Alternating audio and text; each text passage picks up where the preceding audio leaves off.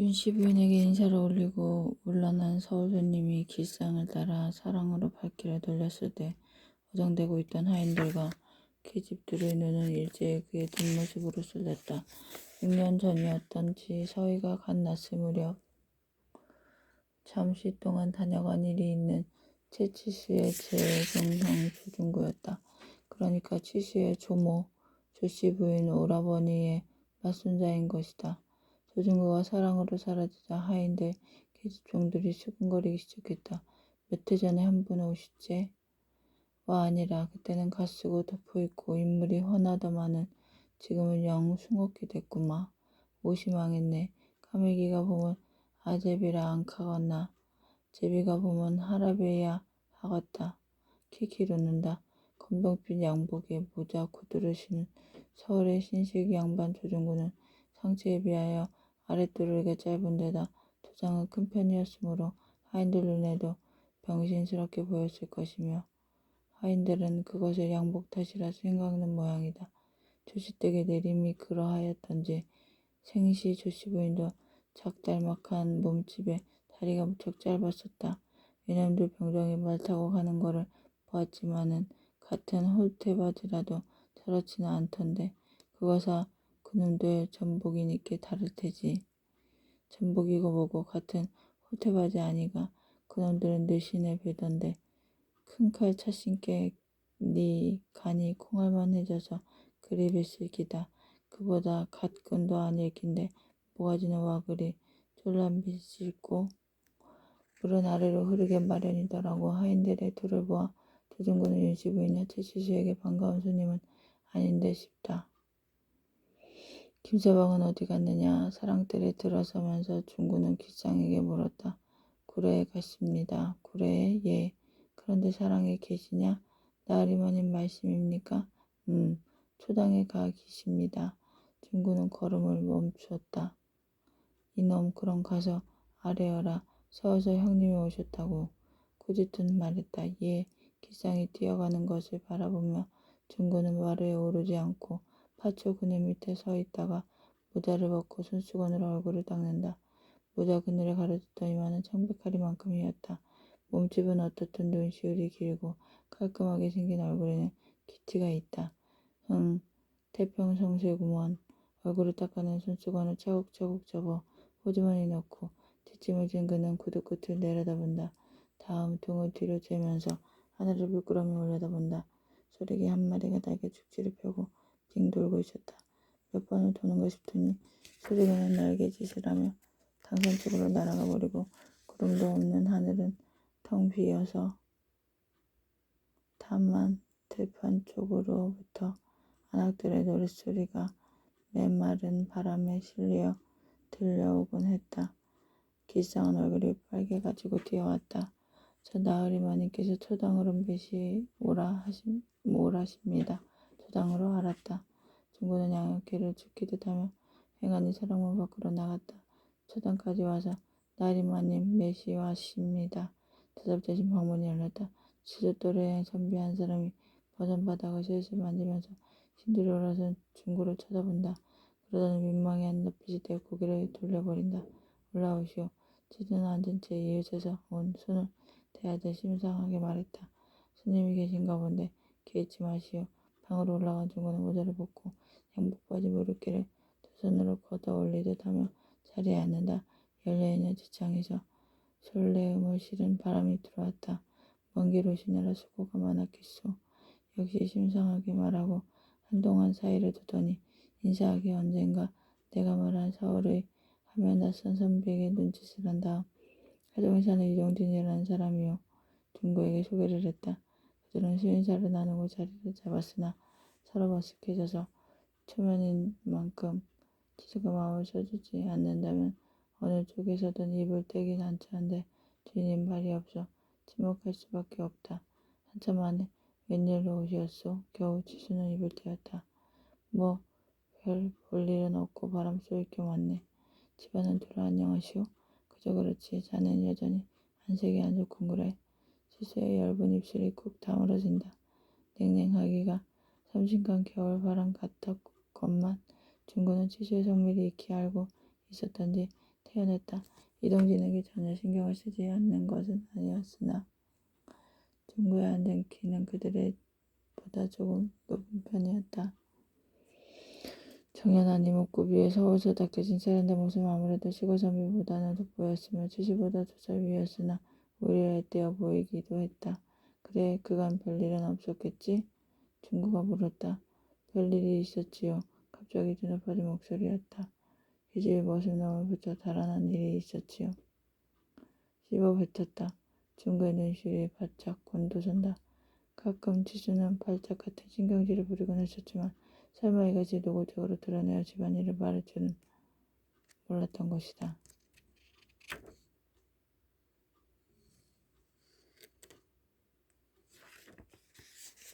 그 얘기는 좀 들었다만 철순이구먼. 할 말이 아니었을 것이나 무망 중의 한 모양이다. 계집이 있어도 철순이긴 매일반 아니겠소? 아무 쓸모가 없이 됐으니 말이오. 해놓고 지수는 무엇이 그다지도 유쾌한지 껄껄껄 소리내어 웃어젖혔다.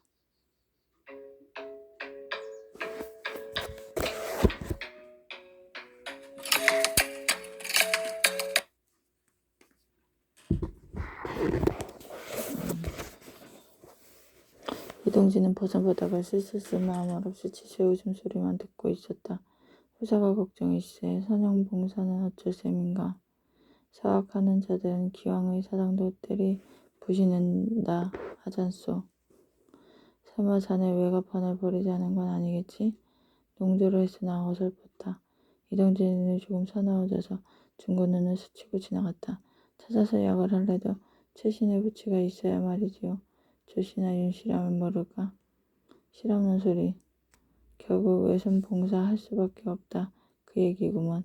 걱정하실 것 없어. 악양 최신에는 옛적부터 암탉이 울어야 날이 새었으니 그보다 어머님 만나 보시었소? 인사는 들었는데 어쩐지 노하고 계시는 것 같아서. 노하고 계신지 기뻐하고 계신지 그분 마음은 네가 알겠소. 자격지심해서 그런지 모르지만 자네 일 때문에 원망하고 계시지 않나 싶어 바늘방석이라도 앉은 것 같더구먼. 글쎄요. 차라리 그때 고분고분 말씀대로 세도가에 사돈 팔촌 놈들하고 고당 명기만 찾았더라도 이런 변은 없었겠지요. 지수는 다시 껄껄 웃어젖혔다. 그는 결코 중구를 향해 형님이라는 호칭을 쓰지 않았다.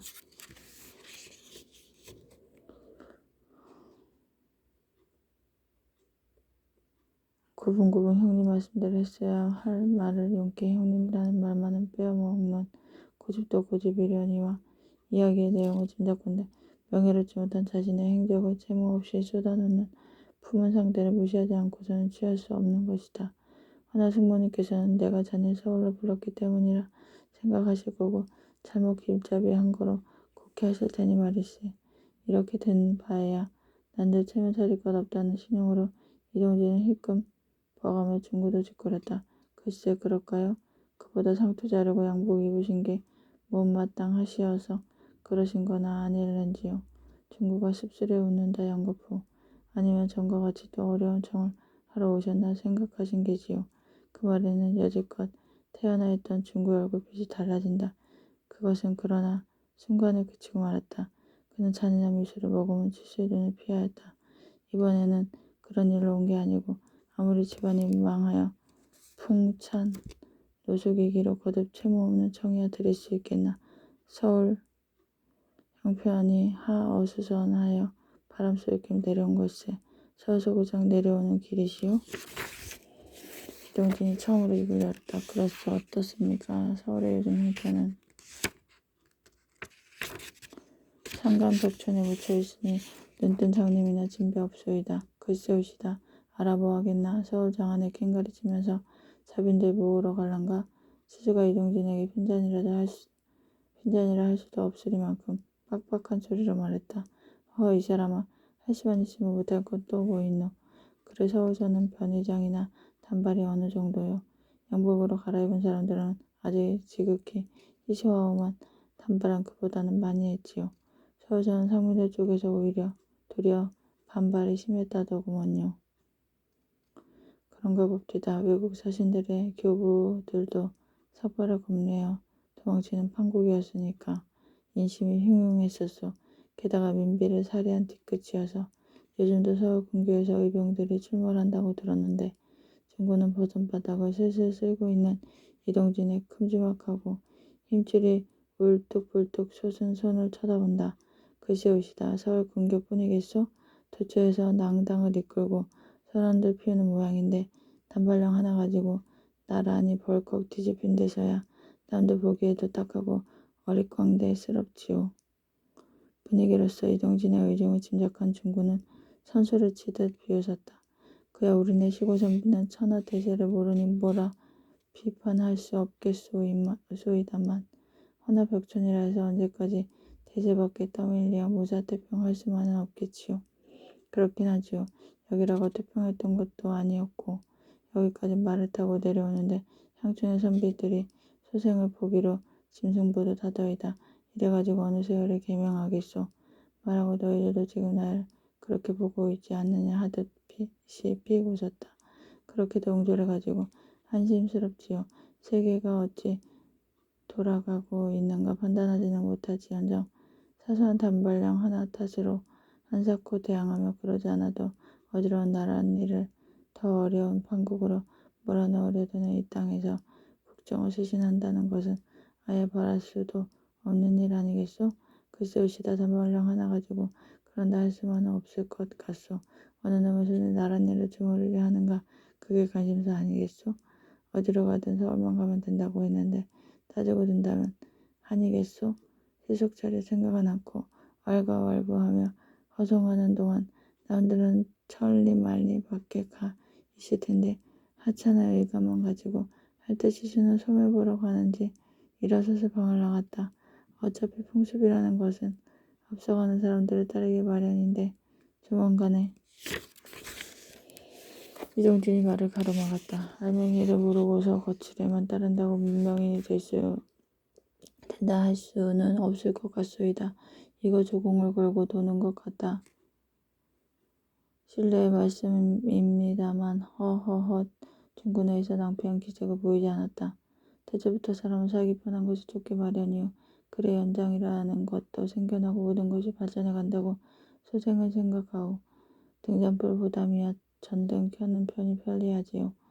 아, 대궐 연당무를 끌어들여 전등이란 걸 켰다니 희한한 일이요. 안 편리한 거야 사람 사는 세상에서는 필요한 거군 말고요. 중구는 입속으로 흥하고서 외군의 양인이들 하지만 실상 그네들이 우리 보고 야만인이라 하고 있다는 것도 알아야 할 거외다. 옹졸한 양반네들 이 지국이라 아무리 보내봐야 그네들 눈에 미개한 나라의 기괴한 구경거리로 밖엔 안 보이니까요. 야만인이라 원래 예의범절이란 편리한 거는 못 되는 게요. 윤리도덕이라는 것도 거추장스러운 거지요. 우리네 의관 모양으로 중구는 그 말 대꾸는 아니한다. 이동진이 만만치 않은 인물임을 느낀 모양이다. 조공의 말씀 듣고 보니 생각히는 바가 많소이다. 새통 지키느라 굶어 죽는 자는 짐승이 아니요 사람인 탓이겠는데 한사코 먹이를 찾려는 짐승의 본성도 잃지 말아야 그래야 생이 보존될 것이요. 그렇다면 의관을 바꾸고 상투 자르는 게 뭐가 대수겠소? 추상의 묘소인들 못 파겠소? 그렇지요. 뜻한 바를 이룩하려면은 세월을 겪는 용기와 인내심도 필요하겠지요. 하고 중구는 응수했다. 마침 치수가 방으로 돌아왔다. 여긴 태평성세 같구먼. 여태까지 얘기를 시답잖은 곳으로 돌려버리듯 중구는 아무렇지 않게 치수편으로 말머리를 돌렸다. 그렇지도 않소. 겉보기에는 언제 스스랑 쳐들고 달겨들지 거니 알겠소. 설마 수십만 동학군이 수풍나올 꼴이 되었는데 일본 세력이 쇠퇴하면 모를까 경거망동하겠나? 별나는 연달아 일어나야 그래야 외국이 판을 치지 않겠소?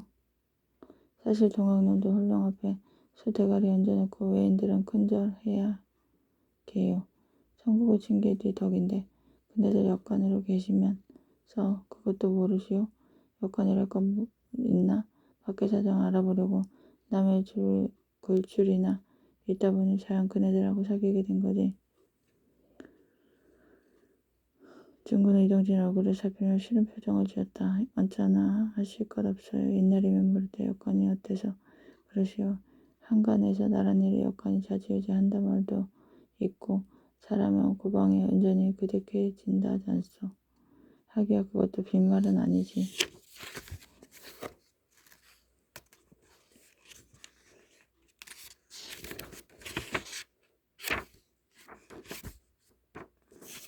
그 말에는 민주가 나타내었는데 신고 대창된 상놈들이 미쳐 날뛰는 세상이요. 시수는 확 잡아들여 팽개치듯 전혀 줄기에서 벗어난 말을 내까렸다. 이동진은 저 친구도 한바탕 비바람 불고 오는구나 싶었던지 잠자코 순웃음을 띄었다. 대목질 않았어. 가보년 공산업이 제도 협박한 것부터가 썩어 빠지고 어리 빠진 놈들. 천비한테 아양 떠는 사당 같은 놈들. 지금이 어느 세상이라고 그따위 말을 하나. 어느 세상이냐고요. 세상이 변했다 말씀이요. 아니지요. 양반놈들 상자가 썩은 것뿐이요.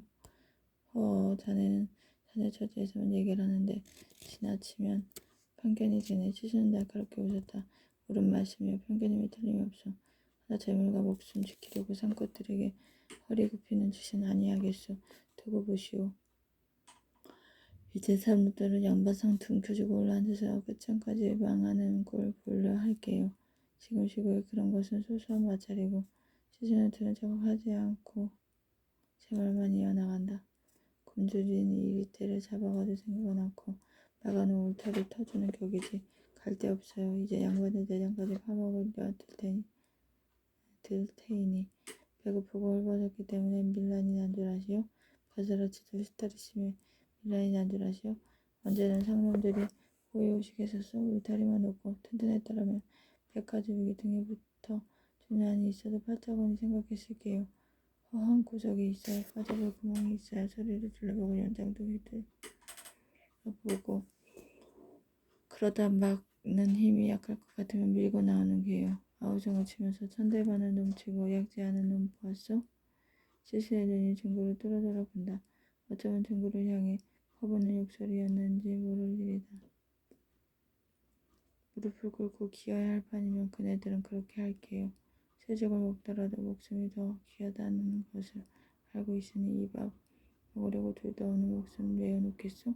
어리석은 자들, 사탕으로 꼬이면 당할 놈들인가. 어리석은 자들, 한치를 내어주면 모조리 내어주게 되는 걸. 어리석은 자들, 자네 말같이 일이 어디 그리 단순한가? 중구는 간신히 반박했다. 동학난의 경험만 하더라도 반드시 문매한 상민들이 제 밥그릇 작다고 들고 일어났다. 그렇지만 없지. 사교임에는 틀림없으나 종교의 힘이란 것을 얕볼 순 없거든. 사업의 경우를 보게나 제 목숨 바치기를 원하는 데서야 네 이길 재간 있겠나? 밥이 적다고 투정하는 놈은 더 굶겼다가 주면 아무 말 없이 처먹겠지만 주고 저승에 가서 편히 산다는 생각이 바뀌어버리면 사정이 달라지지. 나라의 경우도 그렇지. 벌통을 쑤셔놓은 판국인데 이러나 저러나 고비는 넘겨야겠으니 다스리는 방법에 융통은 있어야 하지 않겠나? 달랠 수도 있고 바뀔 수도 있고 내치나 돌아치나 매일 반이요. 아까 편견이라 하셨는데 땅을 지키고 목숨을 지키기 위해 그네들을 사당 같은 놈들이라 욕을 한성 싶소? 시수는 중구에게 대어되듯 말했다. 그렇다면 나 자신도 별 수 없는 사당 같은 놈이요. 목매한 백성이란 저승이든 이승이든 그대가 확실히 움직이는 고리들이고 제2가 관계가 없으면 가능치 않을 꾀가 있는 놈들이요. 말하자면 그들에겐 지조가 없단 말이요. 저놈이 없단 말이요. 저놈이나 지조를 위해서 목숨을 거는 무리들은 아니란 말이요. 제 목숨도 제 이익을 위해 팔아버릴지언정 그네들 속에 선봉중 김계남 같은 인물이 없진 않았으나 필병 그네들도 야신가에 불과한 거고 허나 무리들을 쓸 줄 알았으니 비록 적이지만 제법 그렇지요. 지금 내놓으라는 서울의 벼슬아치 100을 묶어도 그네들 하나를 못 당했을 게요. 형님들한테 아첨하는 개같은 양반놈이나 자비를 베푸는 늑대 같은 양반놈이나 그게 다 한 무리가 아니겠소? 그놈들은 또 제 목숨만 보존된다면 의관이고 족보고 다 싸질러서 백정이라도 해먹을 놈들이지. 그만해두게. 자네가 아무리 짓거려도 피장파장이네. 차차번댁은 늑대 양반일시 틀림없으니 말이지. 가르고 들어서듯 이동진은 껄껄 웃었다. 그러고 나서 나는 바보야겠네. 이동진이 일어섰다. 몹시 흥분한 줄 알았는데 지수는 가라 말라는 말없이 따라 일어섰다. 그리고 친구를 향해 말했다. 내려갑시다. 그들은 함께 초당을 나섰다. 이번엔 비슷하게 서서 가는 친구의 키가 이동진의 키 밑에도 이르지 못하였다. 초라했다. 누가 보면 밤나무 밑에 나귀를 메어놓고 이동진의 하인이 기다리고 있었다. 하인은 미친 또출내가 누가 카페에서 사는 양을 정신없이 바라보고 있다가 엉덩이를 털며 급히 일어섰다. 비나이다 비나이다 서짓대 함께 비나이다. 내 아들 감사하대요. 금이 환영할 시에는 안반 들여 떡 쳐놓고 또출내는 손을 모아 누각의 현판을 향해 절을 하고 또 한다. 이동진이 또출내를 부수치고 지나서 나귀 옆으로 간다. 다음 또 배웠겠소. 한마디 인사를 친구에게 남기고 그는 나귀 등에 올랐다. 칠빛 같은 검은 가시에 눈이 부시게 흰 듣보자락이 노을을 받아 아름다웠다. 하인은 말고삐를 잡았다. 언덕을 향해 내려가는 이동진의 가끔가다 볶으니 바람 부는 곳으로 나부긴다. 시수와 친구가 바로 옮기려 했을 때 또출레한테서 고약한 냄새가 풍겨왔고 다음 순간 갑자기 또출레는 팔매같이 달려왔다. 신장대와 함께 비나이다. 크게 외쳤다. 또출레는 하늘과 땅을 온 세상의 주목과 강물을 아름 속으로 품어놨다. 두 팔을 활짝 벌려 원을 그리면서 지수를 향해 예배를 올렸다. 지켜준 옷 사이에서 내어 비친 살은 떼자국이 밀려 얼룩했다. 핥히고 지켜 피가 엉겨붙은 얼굴 근처를 벌 한 마리가 붕하며 매물든다. 지수의 얼굴은 주홍빛이었고 눈알까지 핏물이 기어드는 듯 보였다. 신장대 함께 비나이다. 우리 자식 가게 길을 이럴같이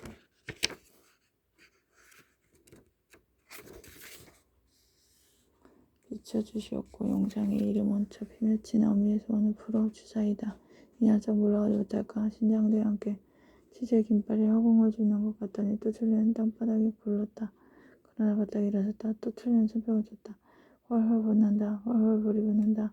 지붕 땅 모랭이가 무너지네. 구백사는 가을 만민이라 하고 백립 쓰고 백이 입은 녹두장구나. 백오염주 손에 들고 삼치성주 외우시네. 여자는 벌벌 춤을 춘다. 시성도 보통이 아니구먼. 중구는 우럭살이 찌푸렸다.